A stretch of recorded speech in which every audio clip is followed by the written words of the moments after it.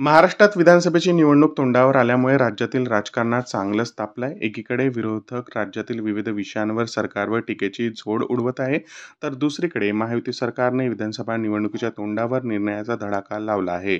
मुख्यमंत्री एकनाथ शिंदे यांच्या अध्यक्षतेखाली आज मंत्रिमंडळाची महत्त्वाची बैठक पार पडली. आगामी विधानसभा निवडणुकीच्या पार्श्वभूमीवर ही मंत्रिमंडळाची बैठक महत्त्वपूर्ण मानली जात होती. या मंत्रिमंडळ बैठकीत राज्य सरकार कोणते निर्णय घेणार याकडे सर्वांच्या नजरा लागल्या होत्या. आज झालेल्या मंत्रिमंडळ बैठकीत राज्यातील विविध विषयांसंदर्भात चर्चा करण्यात आली. त्यानंतर तब्बल 38 महत्त्वाचे निर्णय घेण्यात आले. यामध्ये राज्यातील होमगार्ड यांच्या भत्त्यात भरीव वाढ करण्याचा निर्णय घेण्यात आला असून याचा लाभ सुमारे 40,000 होमगार्ड यांना होणार आहे.